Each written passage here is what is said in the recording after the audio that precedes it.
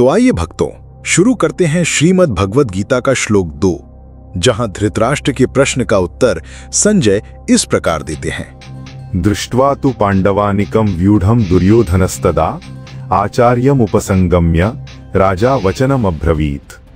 ये दृश्य उस क्षण का है जब महाभारत का युद्ध आरंभ होने ही वाला है। संजय कहते हैं, तदा यानी उस समय जब दोनों सेनाएं आमने सामने खड़ी थी, हृदयों में तूफान था, तलवारें म्यान छोड़ चुकी थीं और एक भी श्वास भविष्य की अनिश्चितता से मुक्त नहीं थी। और तभी दुर्योधन, जिसे संजय राजा कहकर पुकारते हैं, वो पांडवों की सेना को देखकर स्तब्ध रह जाता है।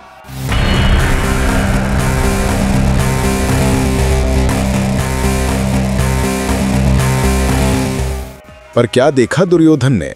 केवल अस्त्र शस्त्रों से सजी एक सेना नहीं, बल्कि एक ऐसी संगठित शक्ति देखी जिसके केंद्र में धर्म था और धर्म के सार स्वरूप स्वयं भगवान श्री कृष्ण।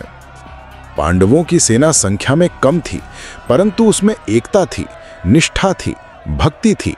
वहां किसी के हृदय में द्वेष नहीं था। सभी के भीतर एक ही लक्ष्य, धर्म की रक्षा। और यही देखकर दुर्योधन भीतर से विचलित हो जाता है।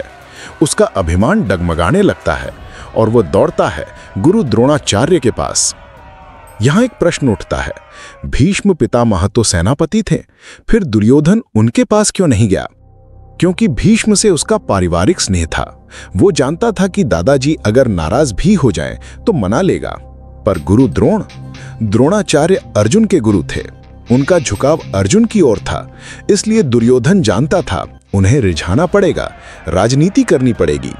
ये भी बताता है कि दुर्योधन की सोच युद्ध के पहले ही पल से नीति और छल में डूबी हुई थी। वो जानता था कि जीत सिर्फ तलवार से नहीं होती, मन को जीत कर भी युद्ध लड़ा जाता है। वचनम अब्रवीत। संजय यहां इस शब्द का विशेष प्रयोग करते हैं, क्योंकि दुर्योधन जो बोलेगा वो केवल शब्द नहीं होंगे, बल्कि नीतिपूर्ण, रणनीति से भरे ऐसे शब्द जो गुरु के हृदय में पांडवों के प्रति कटुता भरने का प्रयास करेंगे। भक्तों, इस श्लोक में छिपी सबसे गहरी सीख ये है, पांडवों के पक्ष में धर्म था, एकता थी और भगवान स्वयं थे। इसलिए उनकी शक्ति संख्या बल नहीं, आत्मबल थी।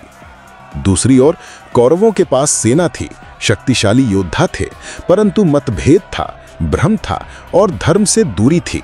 जैसे कि कबीरदास कहते हैं, जहां सुमतितः संपत्ति नाना, जहां कुमतितः विपत्ति निधाना। अर्थात जहां सद्बुद्धि और एकता होती है, वहां संपत्ति और विजय स्वतः आ जाती है। जहां मनों में फूट हो, वहां हार निश्चित होती है। तो दुर्योधन ने जो देखा वो केवल पांडवों की सेना नहीं थी, वो धर्म का तेज था जो उसकी आत्मा को कंपा गया।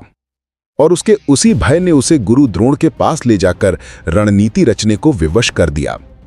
अगर इस वीडियो से आपको कुछ सीख मिली हो तो वेद ज्ञान पथ चैनल को सब्सक्राइब करें, वीडियो को लाइक करें और इसे अपने मित्रों व परिवारजनों के साथ शेयर करना ना भूलें। जय श्री कृष्ण।